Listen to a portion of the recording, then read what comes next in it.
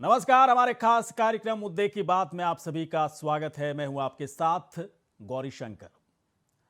उत्तर प्रदेश को बड़ी बड़ी सौगातें मिल रही हैं। खास तौर पर अगर वाराणसी की बात करें तो आज 2100 करोड़ की सौगात पीएम मोदी की तरफ से दिया गया।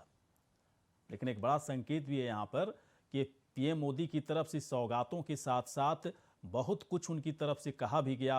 अपने संबोधन के दरमियान किसानों की बात हुई, गाय की बात हुई, गोबर की बात हुई और साथ ही साथ सीधे तौर पर उन्होंने विपक्ष पर निशाना साधा कि पहले गाय कुछ लोगों के लिए गुनाह हुआ करती थी, लेकिन हमारे लिए तो वो माता है, गाय हमारी माता है।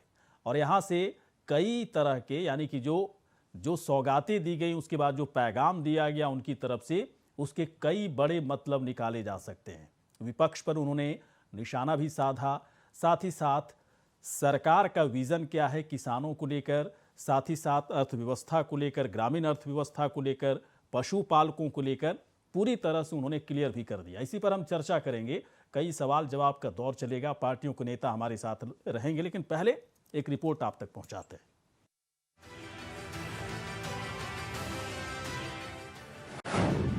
वाराणसी को 2100 करोड़ की मिली सौगात। किसान क्रांति पर सरकार का फोकस। गाय गोबर पर पीएम मोदी विपक्ष पर हमलावर। पीएम मोदी अपने संसदीय क्षेत्र वाराणसी पहुंचे, जहां उन्होंने 2100 करोड़ की 5 परियोजनाओं का शिलान्यास किया। इसके साथ ही करखियाओं में 870 करोड़ रुपए की लागत से तैयार हुए 22 प्रोजेक्टों का भी लोकार्पण किया।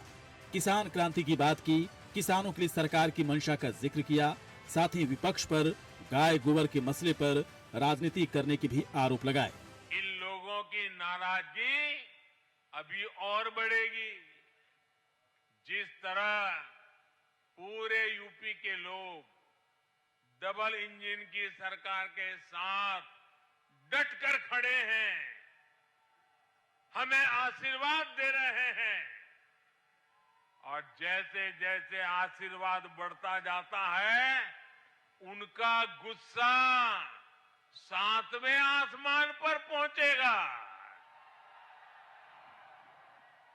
साथियों, डबल इंजन की सरकार यूपी के विकास के लिए दिन रात ऐसी ही मेहनत करती रहेगी।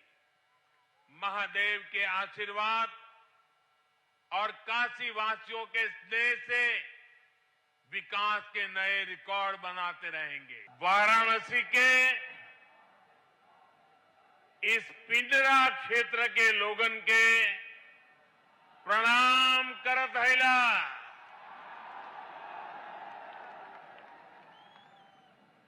पड़ोस के जिला जौनपुर के सब बंधु एवं भगिनी लोगन के भी प्रणाम। आज वाराणसी और आसपास का ये पूरा क्षेत्र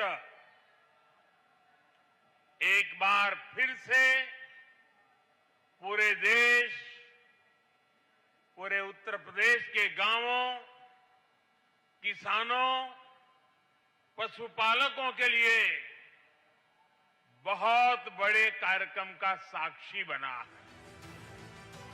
पीएम मोदी ने कहा, आज काशी और आसपास का ये पूरा क्षेत्र एक बार फिर से पूरे देश और यूपी के गांव, किसानों और पशुपालकों के लिए बहुत बड़े कार्यक्रम से खास बना है। बनास से काशी संकुल करखियाओं को 475 करोड़ रुपया दिया गया। मोहन सराय दीनदयाल 6 लेन कार्य के लिए 412.53 करोड़। वाराणसी भदोही गोपीगंज मार्ग चौड़ीकरण के लिए 269.10 करोड़। दुग्ध और बायोगैस उत्पादन केंद्र को 19 करोड़। राजकीय होम्योपैथिक मेडिकल कॉलेज को 49.99 करोड़ रुपए देने की बात सामने आ रही है। पीएम मोदी का 10 दिन में यूपी का दूसरा दौरा है। इससे पहले 13-14 दिसंबर को ही पीएम वाराणसी आए थे। इस दौरान उन्होंने काशी विश्वनाथ कॉरिडोर के पहले चरण का उद्घाटन किया था। विपक्ष का आरोप है कि चुनाव को देखते हुए बस ये सब किया जा रहा है। अभी तक सरकार इस तरह का काम क्यों नहीं कर रही थी? Bureau report, India voice.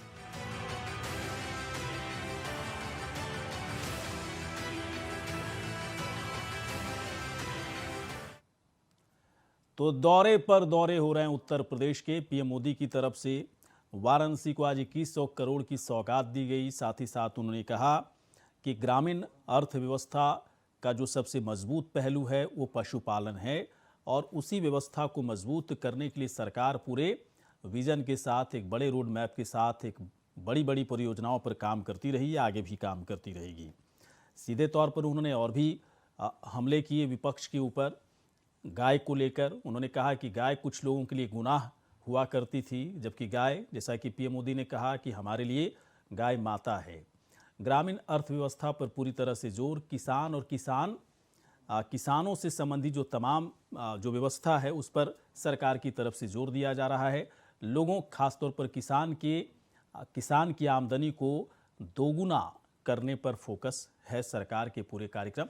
बात करेंगे कि क्या है दरअसल संबोधन के जरिए जो पैगाम दिया गया, उसमें कितना सियासी पैगाम है, कितना मतलब की बात है, कितनी वास्तविक बातें हैं। चुनाव है तो बहुत कुछ नजरिया भी उनके पैगाम से समझने की जरूरत है। आर.के. मिश्रा जी, प्रवक्ता, इस वक्त बीजेपी के हमारे साथ हैं। आर.के. मिश्रा जी, बहुत बहुत आपका स्वागत है सर। चंद्रेश कुमार, प्रवक्ता कांग्रेस पार्टी के, चंद्रेश जी आपका स्वागत है। इसके बाद डॉक्टर सुनील कौशिक जी इस वक्त हमारे साथ हैं। डॉक्टर सुनील कौशिक, बहुत बहुत आपका स्वागत है। वरिष्ठ पत्रकार हमारे साथ हैं और भी कई नेता जुड़ेंगे। सबसे पहले डॉक्टर सुनील के पास चलते हैं। डॉक्टर सुनील, संबोधन तो चल ही रहा है, दौरे पर दौरे हो रहे हैं, हर 10 दिन 15 दिन में पीएम यूपी में दिख रहे हैं। अच्छी बात है, दरअसल इसे अच्छा कहा जा सकता है, इसे सकारात्मक एक पहल कही जा सकती है सरकार की तरफ से। चुनाव से न भी देखें तो देखिए कितने फायदे हो रहे हैं, कितनी बड़ी बड़ी सौगातें मिल रही हैं, विकास की बातें हो रही हैं, सीएम योगी के काम की तारीफ हो रही है। लेकिन एक बात मुझे समझना है आपसे, इसके बावजूद जो कह रहे हैं, बाकायदा संबोधन जब उनका भाषण होता है उसमें विपक्ष को लगे हाथ वो लपेट भी लेते हैं। नहीं, बिल्कुल, देखो ये तो राजनीति गौरी शंकर जी होती है कि बिना विपक्ष के राजनीति नहीं होती है। और ये विपक्ष की भी जिम्मेदारी बनती है कि सरकार को समय समय पर आईना दिखाता रहे। यही लोकतंत्र की बड़ी खूबसूरती होती है। लेकिन हर मुद्दे में केवल राजनीति ढूंढी जाए, ये थोड़ा सा लोकतंत्र के लिए घातक सिद्ध होगा। प्रधानमंत्री इस समय आ रहे हैं, देखो तमाम आरोप लगाए जा रहे हैं। समाजवादी पार्टी आरोप लगा रही है कि तमाम सरकारी धन का दुरुपयोग हो रहा है। तो ये अभी विपक्ष को समझना पड़ेगा कि अभी भाजपा का प्रचार नहीं हो रहा है, अभी सरकार अपनी योजनाओं का प्रचार कर रही है। सरकार जितने भी उस प्रदेश की जनता के लिए जो भी लेकर के आई है, उनकी घोषणा हो रही है, उनके उद्घाटन हो रहे हैं, उन जनता को सौंपा जा रहा है। तो ये मैं कह सकता हूं कि ये अभी भारतीय जनता पार्टी के कार्यक्रम नहीं है, ये केवल सरकार के कार्यक्रम है।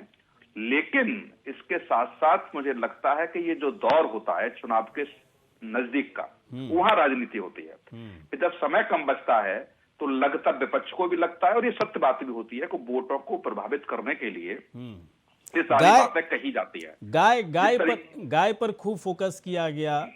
अभी तक देखिए बहुत सारी चीजों को इंक्लूड किया जा रहा था, वैसे इंक्लूड करने का काम जो है विपक्ष की तरफ से बताया जाता है कि देखिए हिंदुत्व की खूब बात हो रही है, राष्ट्रवाद की खूब बात हो रही है, विपक्ष जो भी इस पर आरोप लगाए, लेकिन ये फिर एक शब्द की तरह जो है चुनावी एक शब्द बनता चला जाता है। गाय पर भी चर्चा होनी शुरू हो गई, बाकायदा गाय, गोबर, किसानगिरी, किसान के मुद्दे, पशुपालक, इस तमाम चीजें आ रही हैं दरअसल।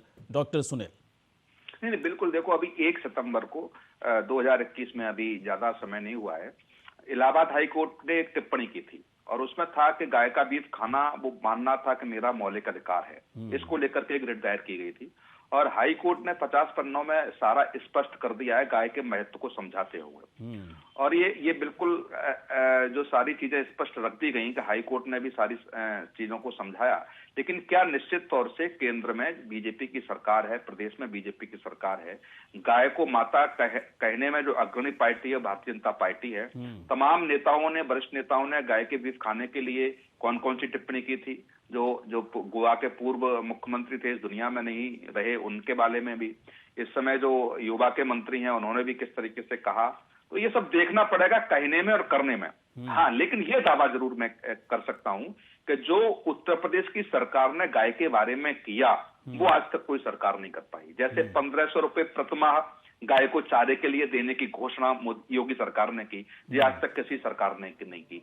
एम्बुलेंस की व्यवस्था पशुओं के लिए किसी सरकार ने की है तो योगी सरकार ने की तो है। इस पर भी तो विपक्ष को बड़ा ऐतराज है ना। बाकायदा अलग तरह की टिप्पणी अखिलेश यादव की तरफ से की जाती है सीएम योगी के खिलाफ। बाकायदा उनका जो गाय प्रेम है उस पर सवाल भी उठाते जाते रहे हैं। कई बार उनके भाषण में इस तरह की चीज़ें सुनने को मिलती है, तंज के रूप में ही आती है, लेकिन ऐसा लगता है कि गाय के प्रति जो प्रेम है सीएम योगी का, वो अखिलेश यादव को अच्छा नहीं लगता शायद। मैं थोड़ी देर के बाद आता हूं आपके पास डॉक्टर सुनील। आर.के. मिश्रा जी इस वक्त हैं। आर.के. मिश्रा जी, पीएम मोदी, प्रधानमंत्री नरेंद्र मोदी आ रहे हैं, ढेर सारी सौगातें उत्तर प्रदेश की जनता को दे रहे हैं। सीएम योगी का अपना जो उनका विकास मॉडल है उससे भी, जैसा कि आप लोग दावा कर रहे हैं कि प्रदेश का खूब विकास हो रहा है, परफेक्ट काम हो रहा है। चुनाव से पहले संकल्प पत्रों का 100% जो वादा था उसको आप लोगों ने पूरा कर लिया। एड ऑन जो अलग से व्यवस्था और कुछ बनी उस पर भी बेहतर काम किया गया। हर दिन कुछ ना कुछ उत्तर प्रदेश को मिल रहा है। विपक्ष कह रहा है चुनाव है इसलिए दिया जा रहा है। अब तक सरकार क्यों सोई थी, 4.5 साल तक काम क्यों नहीं हुआ? क्या इस बात में सच्चाई है कि आर.के. मिश्रा जी, आप लोग तो नज़दीक से देख रहे हैं सरकार के कामकाज को, जनता भी देख रही है, लेकिन बीजेपी के प्रवक्ता भी बोलना चाहिए कि 4.5 साल 5 साल में सरकार ने क्या क्या किया। अभी तो शुरुआत है, ऐसा भी कह सकते हैं आप। गौरीशंकर जी, देखिए, मैं कह रहा हूँ किसी भी प्रदेश में अगर इस तरह के विकास हो रहे हैं तो उसका स्वागत होना चाहिए। चाहे विपक्षी ही हो तो निश्चित तौर पर उनको भी स्वागत करना चाहिए। देखिए, प्रदेश का विकास तभी जाकर के संभव होगा जब हम प्राथमिक शिक्षा से लेकर के उच्च शिक्षा तक की हम बात करते हैं, या वहाँ पर जो स्वास्थ्य जो सेवाएं हैं उसके इंफ्रास्ट्रक्चर को आप कैसे डेवलप कर रहे हैं, खास करके वो चीज है।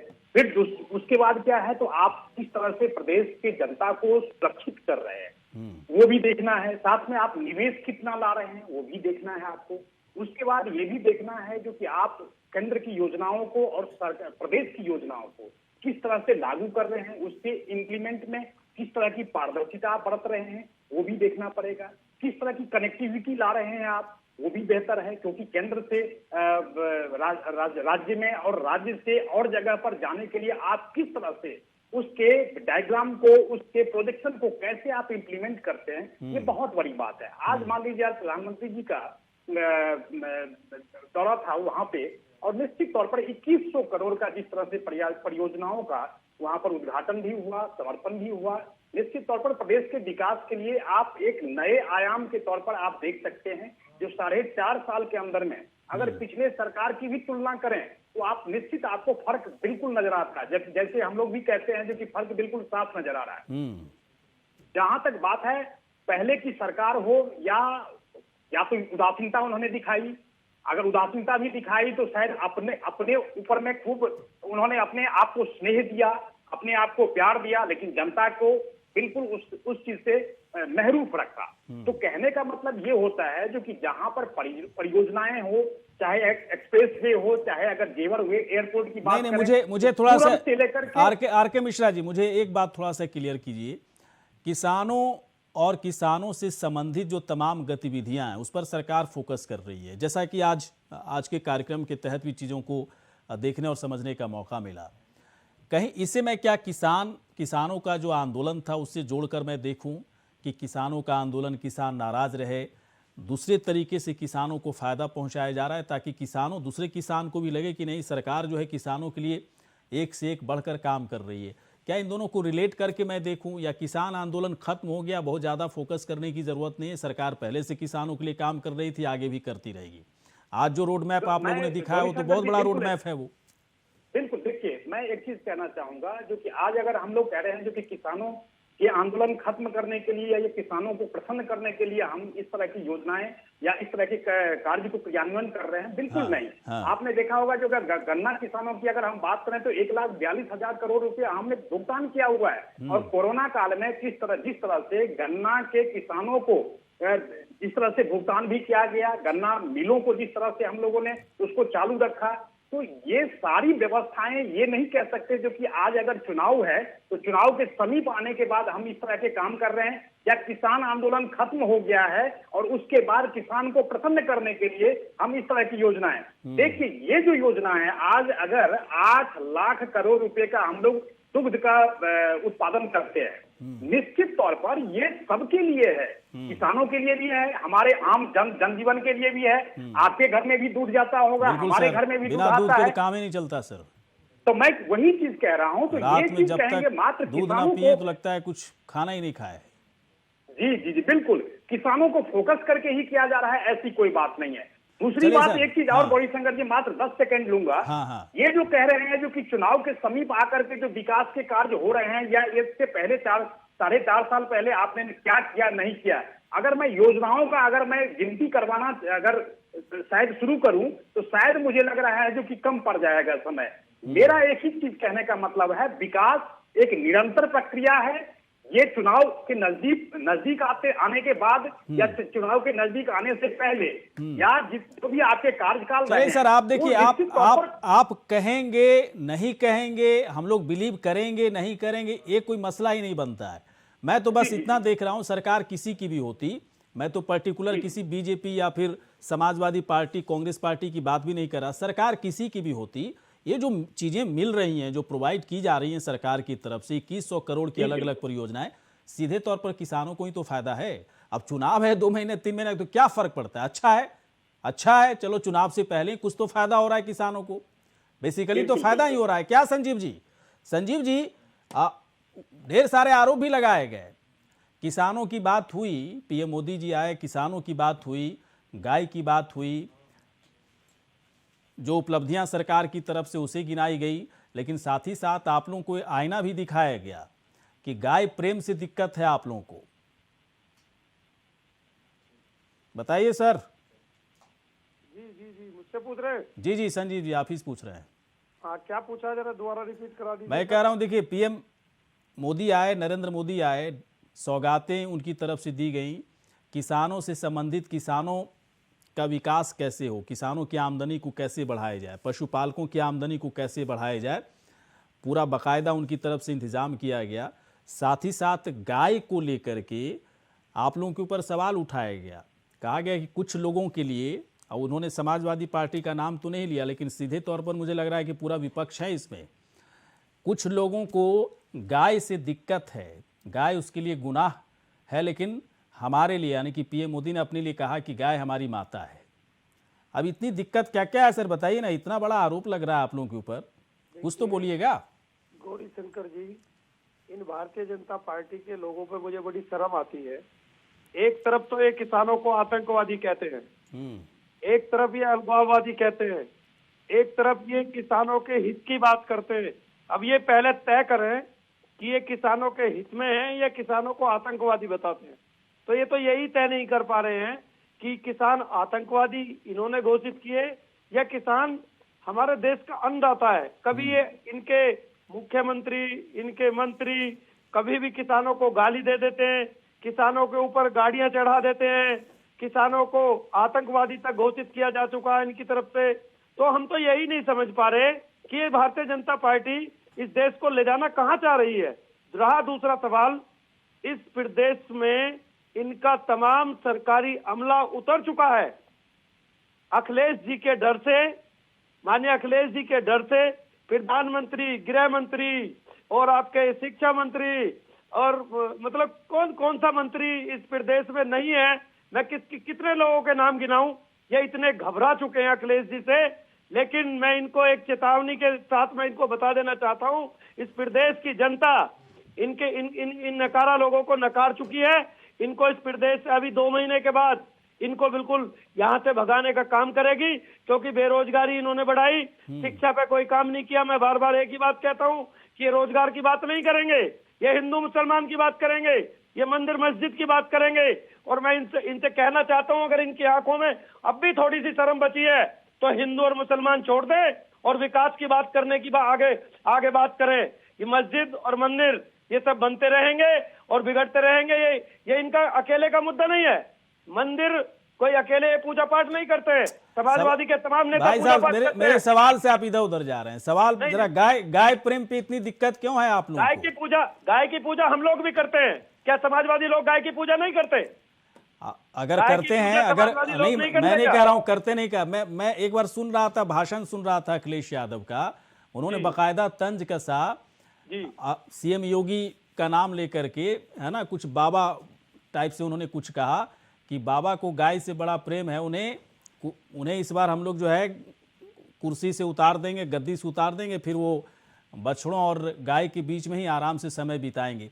एक कैसा तंज है सर, एक कैसा तंज है। आप लोग जो आपने इतनी बड़ी बड़ी बातें की ना, अभी इतनी बड़ी बड़ी बातें की, तो मैं तो यहाँ पे इन्फ्लुएंसेस से निकालूंगा ना कि गाय बछड़ों के बीच में रहने वाले पर भी आप आरोप लगा रहे हो। आप मुझे बोलने तो दीजिए। अगर आप पढ़े लिखे इंजीनियर को आप खेत में छोड़ दोगे तो वो कैसे खेती कर पाएगा? जिसकी पूजा पाठ करने का उसको पूजा पाठ करने दीजिए, जो देश चला सकता है उसको देश चलाने दीजिए, क्योंकि इन पे देश नहीं चल रहा।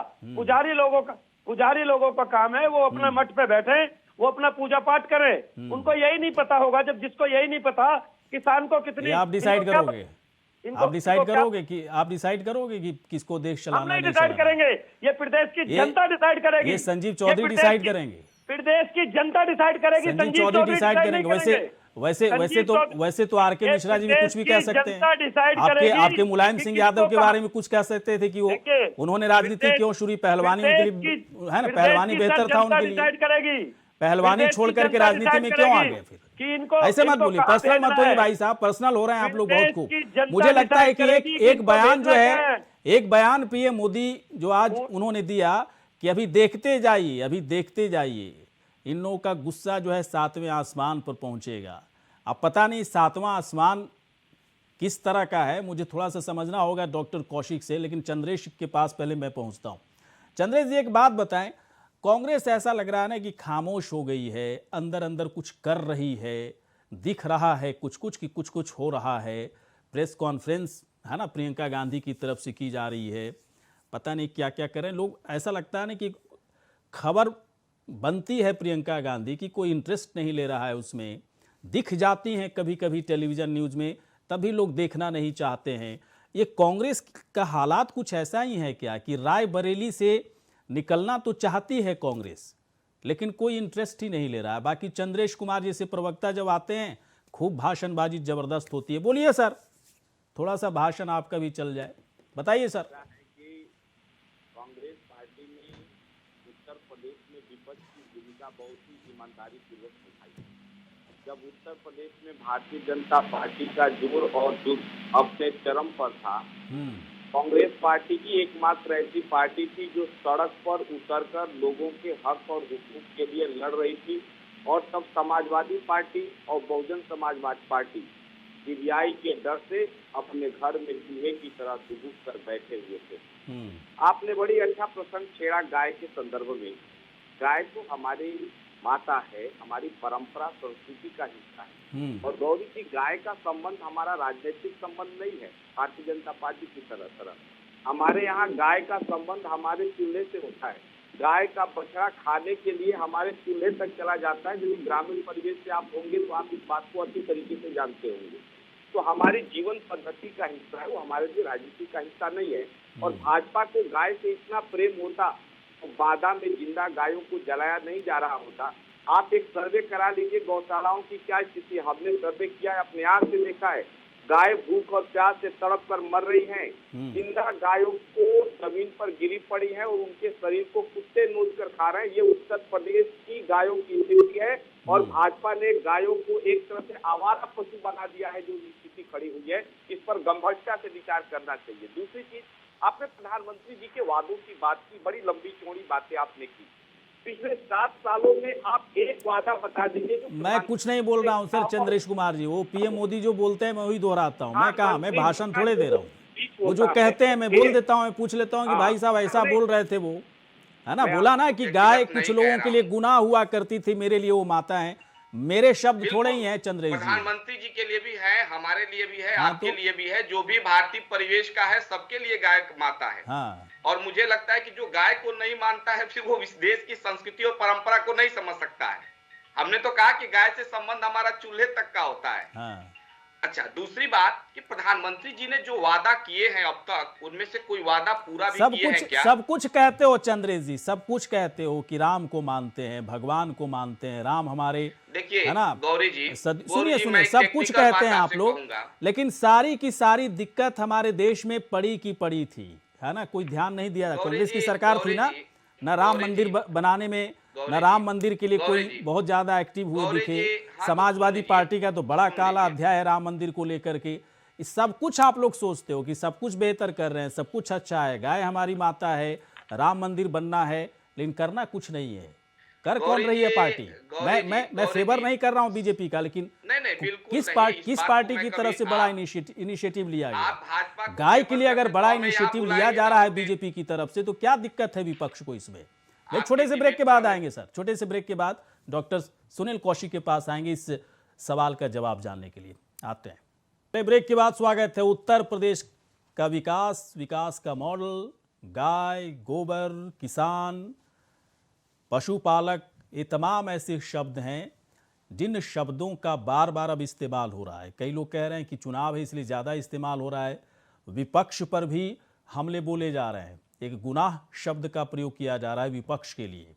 विपक्ष मानने के लिए तैयार नहीं है, लेकिन इतिहास बहुत कुछ कह रहा है, कौन सही है कौन गलत है। लिटमस टेस्ट तो करने की ज़रूरत नहीं है, जनता बहुत होशियार होती है, जनता चीज़ों को भूलती ज़रूर है, लेकिन जब दोबारा से याद किसी चीज़ को करती है तो फिर उसी पर पड़ जाती है, और वही होता है। उसी दरमियान किसी को माहौल बनाने की ज़रूरत होती है। कई मेहमान इस वक्त हैं, डॉक्टर सुनील कौशिक के पास चलेंगे।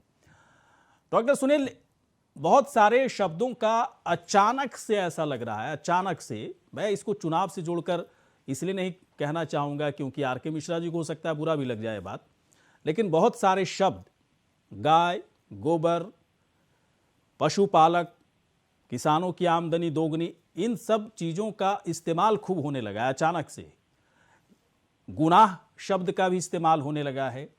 राम मंदिर पहले हो रहा था, अयोध्या की बात भी खूब हुई, काशी की बात तो भी थोड़ी चल ही रही है, मथुरा की बात भी कभी कभी उठ जाती है, लेकिन अब गाय, गोबर, गुनाह, इन सारे शब्दों पर ज़्यादा फोकस किया जा रहा है। रास्ता कुछ दिख रहा है क्या किसी खास पार्टी के लिए? तो गौरी शंकर जी, समझना पड़ेगा इस देश की राजनीति को कि एक बहुसंख्यक इस देश में रहता है जो हिंदू है, और अब तक हम राजनीति जो देखते आए हैं, और ये बिल्कुल जिम्मेदारी भी राजनीतिक दलों की बनती थी कि जो अल्पसंख्यक समुदाय है उसका भी ध्यान रखा जाए। लेकिन अल्पसंख्यक समुदाय का ध्यान रखते रखते हम लोग बहुसंख्यक जो हिंदू है उसका ध्यान हम बिल्कुल भूल गए। और निश्चित तौर से जिस देश में हम रह रहे हैं वहां हिंदुत्व की बात क्यों नहीं होगी? एक बड़ी संख्या में जब हिंदू रहते हैं, उनकी आस्था की बात हो, उनकी पूजा की बात हो, उनकी संवेदनाओं की बात हो, उनकी व्यवस्थाओं की बात हो, तो राजनीति होनी चाहिए। और आपने देखा होगा, आवाज रिपीट आ रही है आपकी, थोड़ा सा पीछे। नहीं, आपकी अच्छी आवाज आ रही है, बोलते रहिए सर आप जी। 2014 में जब सरकार केंद्र में बनी थी तो प्रधानमंत्री जी का मुझे एक बयान बहुत अच्छा लगा था। हाँ। उन्होंने कहा था कि राजनीति सिर्फ लास्ट का 1 साल होना चाहिए, 4 साल सिर्फ विकास की बात होनी चाहिए। और सारे राजनीतिक दलों से मैं अपील करूंगा कि जहां प्रदेश और केंद्र में राजनीति की बात हो तो 4 साल सरकार के साथ कदम से कदम मिला के विपक्ष काम करे, और 1 साल लास्ट का जो बचेगा चुनावी, उस पर राजनीति होनी चाहिए। वहां पर सरकार की समीक्षा होनी चाहिए, और सरकार ने जो भी ऐसे काम किए हैं जहां जनता के हित के नहीं है, या जो भी डिसीजन सरकार ने लिए हैं वो जनता को अहित हुआ है, उस पर आईना दिखाने का काम विपक्ष को करना चाहिए। तो निश्चित तौर से मुझे लगता है जी। तो अब केवल विकास की बात के साथ साथ मुझे लगता है कि विपक्ष का दायित्व ये बनता है कि जो भी बयान उन्होंने गाय को लेकर के दिया, क्या केंद्र की सरकार 3 हाई कोर्ट की टिप्पणी आई है इस देश की कि गाय को राष्ट्रीय पशु घोषित करना चाहिए, तो ये विपक्ष मांग उठाए, विपक्ष की तरफ से मांग होनी चाहिए कि गाय को राष्ट्रीय पशु घोषित करें प्रधानमंत्री जी, तो बहुत अच्छी बात लगेगी, बहुत अच्छी बात लगेगी। इतना आसान नहीं है डॉक्टर सुनील, विपक्ष जो है इतना आसान नहीं कि विपक्ष इस मांग को उठा दे। मैं तो पूछूंगा थोड़ी देर के बाद संजीव जी से, चंद्रेश जी से, लेकिन मैं पूछ लेता हूँ आर.के. मिश्रा जी से पूछेंगे। आर.के. जी एक बात बताएं। एक सेकंड गौरी शंकर जी। और थोड़ा विपक्ष ये कहे कि आप जो गाय माता के बारे में बात कर रहे हैं, केंद्र सरकार श्वेत पत्र जारी कर दे गाय की समीक्षा को लेकर के, हकीकत क्या है इस देश की, तो लगता है कि मुझे कहा विपक्ष सार्थक राजनीति कर रहा है। क्यों बिल्कुल आरके जी, क्यों गाय की खूब बात हो रही है। जैसा कि डॉक्टर सुनील ने कहा, मैं उनकी बात से सहमत भी हूं कि बाकायदा अगर ये सवाल उठाया जा रहा है कि गाय को राष्ट्रीय पशु क्यों नहीं घोषित किया जा रहा है, क्या दिक्कत है, गाय के हालात को लेकर के जिस तरीके से गाय रह रही हैं अलग अलग जगहों पर, क्या उसके बारे में सरकार कोई जानकारी दे सकती है। अगर इतनी जानकारी देने की अगर बात सामने आ जाए तो मुझे लगता है कि बहुत सारी चीज़ें जो जवाब इस वक्त विपक्ष मांग रहा है उसका ऑटोमेटिक उसको मिल जाएगा, फिर गुनाह जैसे शब्दों का प्रयोग करने की जरूरत भी नहीं पड़ेगी। क्यों आरके जी? गौरीशंकर जी, अभी सुनील जी कह रहे थे, बहुत अच्छी बात कर रहे थे। जिस देश में हम रहते हैं वहां पर जो बहुसंख्यक है, हम लोग उनकी बात बिल्कुल अब कम कर दिया है हम लोगों ने बात करना, और अल्पसंख्यकों की बात करते करते सचमुच में हम लोग बहुसंख्यक की बात करना भूल गए हैं। हाँ। लेकिन ऐसा नहीं होना चाहिए। मैं एक चीज कहता हूं, देखिए आपको प्रदेश या देश के विकास के लिए आपको विजन रखना बहुत जरूरी। आप देखेंगे प्रधानमंत्री जी बहुत ऐसे विजनरी बात करते हैं जो आपको या हमको लगता है कि ये कॉमन सी बात है, लेकिन वही चीज कहते हैं जो कि आपको हमको लगता है। जैसे प्रधानमंत्री जी ने एक बार कहा था कि पकौड़े की बात की थी तो विपक्षियों ने उनके ऊपर में बहुत सारा ऐसे आरोप लगाए थे जो नहीं, प्रधानमंत्री जी आप कह रहे हैं पकौड़ा तलने के। मैं एक चीज कहना चाहूंगा आपको, देखिए प्रदेश या देश का विकास छोटी छोटी बातें हैं, पर्यटन हो, कृषि हो, इंडस्ट्रीज हो, दुग्ध उत्पादन हो, ऐसे बहुत सारे ऐसे चीज है जहां से आप रोजगार का सृजन कर सकते हैं। जरूर बात है क्योंकि अभी हम गौ माता की बात कर रहे हैं, निश्चित तौर पर अगर दूध के रूप में लें तो उससे भी होगा, अगर गोबर के रूप में लें उससे भी बहुत सारा ऐसे फायदे हो रही हैं। तो कहने का मतलब बहुत ऐसे छोटी बातें हैं, लेकिन प्रधानमंत्री जी उस छोटी बातों को भी एक विजन के तौर पर देखते हैं और उसको आगे लाने की कोशिश करते हैं। विपक्षियों को खाली एक ही चीज लगता है जो कि हम हिंदू मुसलमान कर रहे हैं, लेकिन अगर आप देखेंगे तो राहुल गांधी जी अभी हिंदू और हिंदुत्व के बारे में जिस तरह से उसको परिभाषित करने की कोशिश कर रहे हैं। हिंदू का जो डीएनए है, जहां पर मोहन भागवत जी कह रहे थे जो कि सबका डीएनए एक है, लेकिन हमारे राहुल गांधी जी डीएनए को परिभाषित कर रहे हैं जो कि नहीं है, उसके फर्क बता रहे हैं। तो मेरा एक ही चीज कहने का मतलब है जो क्यों, चलिए मैं समझ गया हूं। मैं आता हूं संजीव जी के पास में आ रहा हूं। संजीव जी, ऐसा क्यों हो रहा है कि आप लोग पीएम मोदी की तरफ से जो बातें कही जा रही है, या फिर सीएम योगी की तरफ से, या बीजेपी के बड़े नेताओं की तरफ से, यहाँ तक कि आरके मिश्रा जी की बात कर लें, उनकी तरफ जो कही जा रही है, उनकी बातों का अर्थ गलत तरीके से लेते हो। जैसे मान लिया कि कह दिया ऊंट के मुंह में जीरा, तो ये तो कहावत है ना सर। आप लोग फिर ऊंट ढूंढने लगते हो, फिर उसका मुंह खोलने लगते हो, फिर थोड़ा सा उसमें जीरा डालने लगते हो। ये तो बड़ा अजीब लगेगा ना, अटपटा लगता है ना। विपक्ष क्या इस तरह का रोल निभा रहा है क्या? ऊंट के मुंह, बताइए सर। अगर किसी के बात का मतलब ऐसे लेंगे तो ये तो बड़ा अजीब है ना, हास्यास्पद भी है। ऊंट के मुंह में जीरा, पहले ऊंट ढूंढोगे, फिर जीरा लाओगे, फिर ऊंट का मुंह खोलोगे, फिर उसमें डालोगे, फिर कहोगे देखिए ऊंट के मुंह में जीरा है। गौरीशंकर जी, हम ऊंट के मुंह में जीरा ना तो ऊंट ढूंढ रहे हैं ना हम जीरा ढूंढ रहे हैं जी। हम ढूंढ रहे हैं वो माननीय हमारे जो प्रधानमंत्री जी ने बयान दिया था 15 लाख रुपए के लिए। हाँ। वो 15 लाख कहाँ हैं? हाँ। हम ढूंढ रहे हैं वो 2 करोड़ नौकरियां कहाँ हैं? हम जो प्रधानमंत्री जी ने जो एक अभी ये मिश्रा जी बोल रहे हैं, आरके जी जो बोल रहे हैं, डिबेट है, वो ओपन है, कोई भी काउंटर कर सकता है। बोलने दीजिए गौरीशंकर जी, बोलने दीजिए। अभी आरके जी ने कहा कि प्रधानमंत्री जी सच बोलते हैं, तो प्रधानमंत्री जी का ही बयान था वो। वीडियो है मेरे पास, कहो तो मैं दिखा दूं या आप दिखा दीजिए। हम पूरा ये देश जानना चाहता है कि वो 15 लाख कब तक देंगे। वो इन्होंने झूठ क्यों बोला था देश से, और 2 करोड़ नौकरियों के लिए इन्होंने कहा था, और इन्होंने कहा था काला धन हम वापस लाएंगे। उसकी बात क्यों नहीं करते आरके जी? आप सुनिए, पहले बोलने दीजिए। काले धन की बात क्यों नहीं करते आरके जी? आप बताइए, आप हमेशा गाय की बात करेंगे, आपको ये मंदिर कहाँ चली जाती है? मंदिर से मंदिर की बात सब कर रहे हैं, आप अकेले नहीं करते हैं। आपको शर्म आनी चाहिए, आपको शर्म आनी चाहिए। उसको आपने इस देश को बर्बादी की कगार पे मत ले जाइए। आपको बताइए, आपके राष्ट्रीय अध्यक्ष ने किस तरह से महिला मंडित किया था, समाज की बात करते हैं। आप सबसे ज्यादा परिवारवाद की बात अगर किसी ने की है तो भारतीय जनता पार्टी है। आपको शर्म नहीं आती? झूठ बोलते हो, हिंदू मुस्लिम झूठ बोलते हैं, लेकिन हमेशा झूठ बोलते हो। आपका एक कार्यकर्ता झूठ बोलता है, झूठ, पूरी झूठ की शिक्षा आपको दी जाती है। आप बताइए इस देश के लिए क्या कर रहे हैं आप? बड़े आ रहे हैं चंद्रेश जी, आ रहे हैं, मेरे पास सवाल है आपके लिए। रुक जाइए 7 साल के अंदर बताइए, 7 बड़े काम बताइए पूरे देश के अंदर क्या किया आपने, कितने 2000 कर दिए। 2017 में आपका नारा क्या था? आपका नारा क्या था? काम बोलता है, यही नारा था ना आपका? पूरा देश यही नारा था, काम बोलता है। मजाक में डाल की काम कहाँ चला गया? की बात कर रहे हैं, जनता ने आपको नकार दिया, जनता ने आपको नकार दिया, संदीप जी आपको जनता ने नकार दिया 2017 में। 2017 में आपने कहा था, आपकी पार्टी ने कहा था काम बोलता है। भूख कब मिटाओगे? आपको जनता ने नकारा, आगे भी नकारती रहेगी। आपको तो आगे भी नकारती रहेगी। क्या किया? चले ठीक है संजीव जी पता सर, संजीव जी की आपका गुस्सा अब कितने आसमान पर है सर, ये बताइए। देखिए मैं हर पायदान की जानकारी लेना चाहता हूं। पीएम मोदी आरोप लगा रहे हैं ना कि 7वें आसमान पर गुस्सा भी चढ़ेगा। अभी कौन सा आसमान पर है सर? तीसरा, चौथा बताइए। मुझे लग रहा है इस पैरामीटर को समझना पड़ेगा मुझे। मैं डॉक्टर सुनील के पास आऊंगा, उससे पहले चंद्रेश के पास आते हैं। संजीव रुकिए सर, रुकिए, इतना नाराज मत होइए भाई साहब। अभी कितना बोलना है संजीव जी आपको चुनाव में? कितना भाषण देना है भाई साहब, कितना भाषण देना है? रुकिए ना, थोड़ा एनर्जी बचाइए। चंद्रेश जी के पास आते हैं। चंद्रेश जी एक बात बताएं, सवाल पूछे उससे पहले मैं भारतीय जनता पार्टी से कुछ नहीं ऐसा नहीं होता है भाई साहब, ऐसा नहीं, ऐसा उस समय क्यों नहीं बोला आपने? उस समय क्यों नहीं? ऐसे थोड़े होता है ना। 4 साल पहले आपको बैठाए थे डिबेट में, अचानक फिर आ गए। 4 साल पहले ऐसा बोल रहे थे बीजेपी वाले, ऐसे नहीं। जो सवाल पूछ रहा हूँ उसका जवाब दीजिए।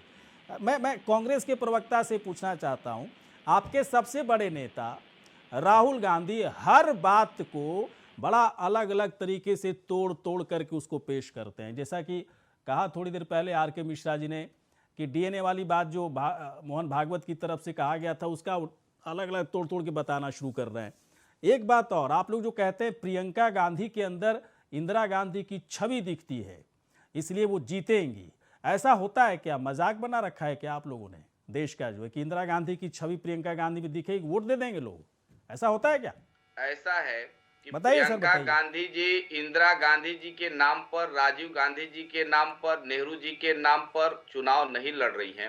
उन्होंने अपने व्यक्तित्व को पूर्ण रूप से उत्तर प्रदेश में परिभाषित किया है। उत्तर प्रदेश के महिलाओं के लिए, अनुसूचित जाति जनजाति के लोगों के लिए, उनके हक और हुकूक के लिए उन्होंने लड़ी है, उन्होंने यातनाएं काटी हैं, उन्होंने जेल काटी है। उनके साथ लाखों कांग्रेस पार्टी के कार्यकर्ताओं ने सरकार के उत्पीड़न का शिकार हुए हैं और उन्होंने सरकारी उत्पीड़न को झेला है।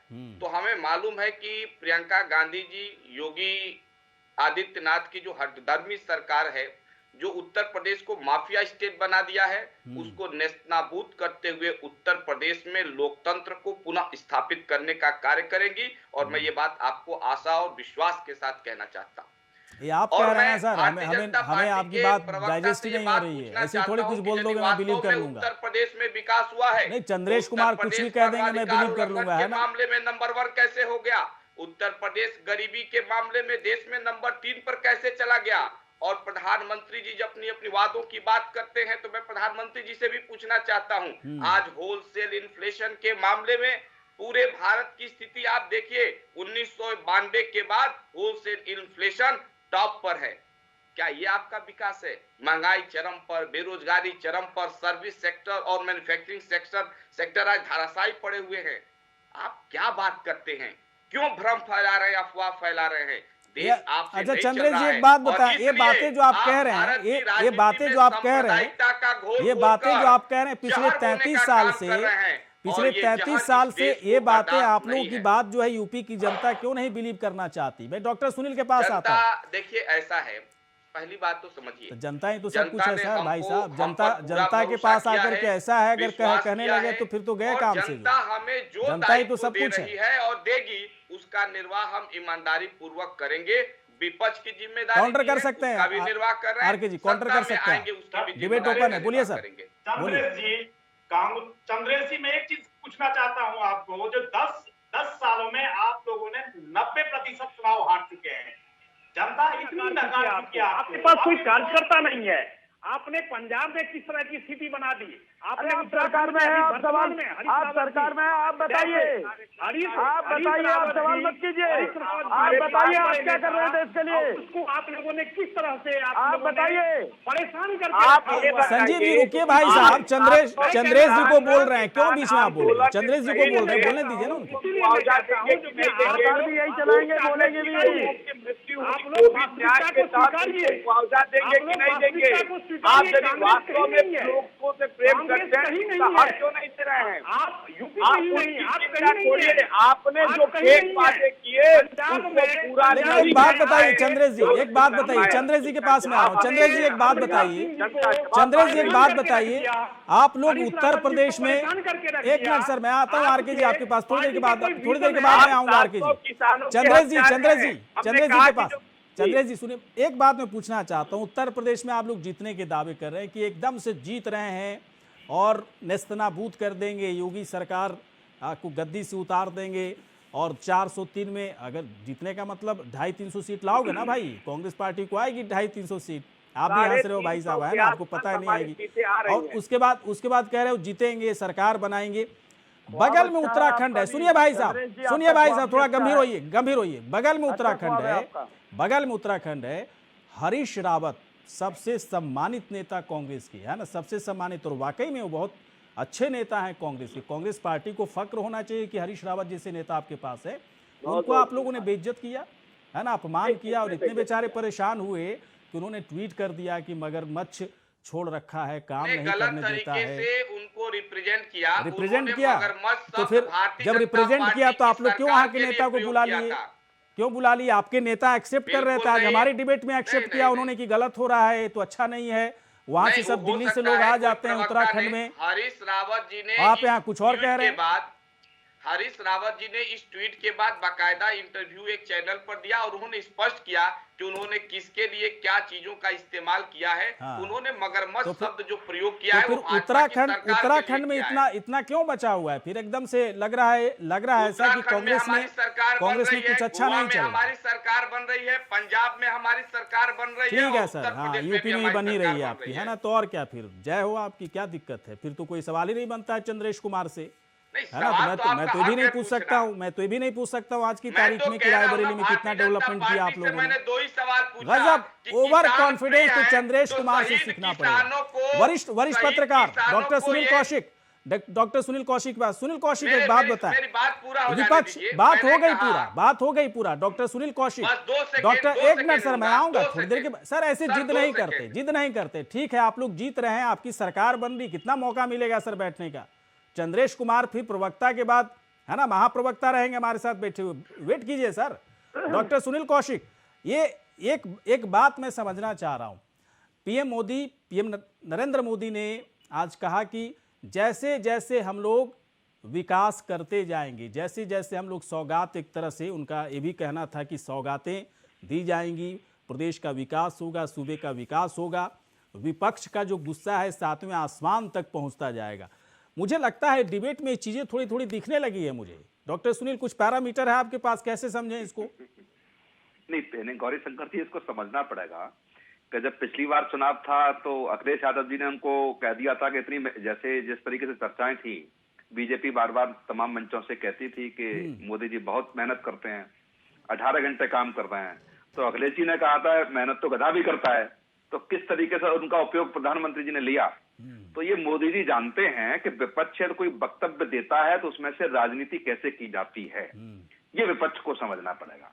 कोई भी बयान विपक्ष की तरफ से आएगा तो उसको पॉजिटिवली कैसे लेते हैं प्रधानमंत्री जी, ये विपक्ष को समझना पड़ेगा। दूसरा मैं 2022 के चुनाव की बात करें, हम समीक्षा करें तो सारे राजनीतिक दल समझ लें इस प्रदेश के तीनों चुनावों का, 7, 12 और 17 को, इस प्रदेश की जनता से आपको कनेक्ट होना पड़ेगा। कोई भी राजनीतिक दल कनेक्ट नहीं होगा तो जैसे अखिलेश यादव जी की सरकार ने कहा था काम बोलता है, तो ये बोला नहीं काम, आपको विपक्ष में बैठा दिया, 2004 की हम बात करें तो शाइनिंग इंडिया अटल बिहारी वाजपेयी का था। शाइनिंग इंडिया रख दिया जनता ने इस देश की ने, और आपको विपक्ष में बिठा दिया।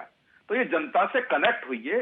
तमाम ऐसे मुद्दे नहीं है। अब जैसे चौधरी साहब कह रहे हैं कि 15 लाख नहीं आए, 2 करोड़ रोजगार नहीं मिले, इस पर चुनाव हो गया।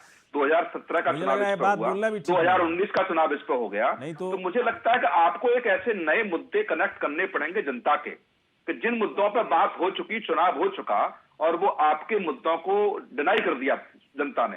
तो ऐसे मुद्दे आप लाइए जो जनता आप पे भरोसा करे, विश्वास करे। और केवल आप फालतू की राजनीति करेंगे तो जनता इस प्रदेश की सब समझती है। बहुत सारे मुद्दे इस प्रदेश में हैं सरकार को घेरने के लिए, लेकिन उन मुद्दों से विपक्ष को कनेक्ट होना पड़ेगा। देखिए, मैं भी मानता हूं डॉक्टर सुनील, सरकार किसी की भी हो, किसी भी पार्टी की सरकार हो, जब 5 साल सरकार की हो जाती है, बहुत सारे लूपहोल्स होते हैं, बहुत जगह चीज़ें ऐसी होती हैं जहाँ पर सरकार का ध्यान नहीं जाता रहता है, वहाँ पर विपक्ष को ध्यान देना चाहिए। और जो मुद्दे आपके पास हैं, ऐसा लगता है कि जनता कनेक्टेड होगी, उस पर ज़्यादा फोकस होने की ज़रूरत है। आरके जी के पास में, लेकिन डिबेट ओपन है भाई साहब, कोई कहीं भी काउंटर कर सकता है। मैं आरके जी से 2 सवाल पूछना चाहता हूं। यदि आप किसानों के इतने प्रिय हैं और किसानों के हिमायती हैं, तो किसान आंदोलन में 700 किसान जो शहीद हुए उनको मुआवजा देने के लिए आप तैयार क्यों नहीं हैं? यदि जनता से आपको प्रेम है तो हमने कहा कि मुआवजा की तो बात बनी है ना डॉक्टर सुनील कौशिक के तहत नहीं कांग्रेस मैं यहाँ थोड़ा सा करूंगा। देने के लिए कांग्रेस के प्रवक्ता ये बता दें कि शहीद का मतलब क्या होता है, तो सरकार मानेगी ना। अब आप चिल्लाने लगोगे। मुआवजे की भी बात बनी है ना, जो एग्रीमेंट हुआ था उसमें बात बनी। मैं कौन सी नहीं कह रहा हूँ। ठीक है, 10 करोड़ मांगोगे तो भाई किसी की दिक्कत है ना। अब सुन लीजिए ना, अपनी शहादत देता है तो वो शहीद है। शहादत ऐसा नहीं होता है, लाठीचार्ज होगा, गोली चलेगी, भूख हड़ताल पे बैठ जाओगे, बिल्कुल मारा जाएगा। भूख हड़ताल क्या चंद्रेश जी, उसे भी शहादत मानी जाएगी? सरकार ने गोली चलाई क्या? एक दबंग किसान नेता गांव के कुछ दूर है ना, गांव के कुछ कमजोर है ना, कमजोर जो आर्थिक रूप से कमजोर है, उनको लालच में यहाँ पर ले आए। बहुत स्टोरी है मेरे पास, मेरा मुंह मत खुलवाइए, ठीक है? यहाँ पर ले आए और उनको गांव तक नहीं जाने दिया गया। वो बेचारे जो है भूखे प्यासे नहीं, बल्कि बीमारी से मर गए, क्योंकि उनको प्रॉपर इलाज नहीं मिला। लेकिन आप उनको भी शहादत कहेंगे तो क्या कहा जा सकता है? अब तो कुछ बोलना ही बेकार है इसमें। आरके जी क्या कहना चाह रहे हैं, कैसे काउंटर कीजिएगा इनको? चंद्रेश जी को बोलिए सर। चंद्रेश जी अभी कह रहे थे किसानों के 700 किसानों की ये शहादत की बात कर रहे हैं। देखिए, जब सारी बातें हो गई है, जब पंजाब के तर्ज के ऊपर में जैसी मुआवजे की बात हो गई थी, निश्चित तौर पर मुआवजा दिया जाएगा, बात बनी, चाहे कोई भी केस हो, इमीडिएट वापस होगा, ये भी लिखित आश्वासन दे दिया गया है। साथ ही साथ मैं कह रहा हूँ 700 किसान जो मृत्यु जिनकी हो गई, ये उन किसान नेताओं की जिम्मेदारी क्यों न तय हो, जो जिनके पास उन्होंने वहां पर वो दम तोड़ दिया उन्होंने, और उनको अच्छा इलाज करने के लिए हॉस्पिटल तक नहीं ले गए। सरकार, क्या आप उसके ऊपर में क्या राजनीति करना चाहते थे? इसका जवाब कौन देगा? क्या उस मृत्यु के ऊपर में क्या आप लोग राजनीति करना चाहते थे? क्यों नहीं ले गए उनको? आप इमीडिएट क्यों नहीं हॉस्पिटलाइज किया गया उनको? तो ये 700 किसानों की जो मृत्यु हुई, ये उन किसान नेताओं की जिम्मेदारी तय होनी चाहिए जिनके सामने में वो मृत्यु को। आपने जो किसान प्रेम की बात की, मैं एक घटना आपको बताता हूं और ध्यान से सुनिएगा मेरी बात थोड़ी इंटेलेक्चुअल होती है। जब ये देश आजाद हुआ तो जमींदारों के इंटेलेक्चुअल है तो बिल्कुल सुनाइए आप लोग। इतना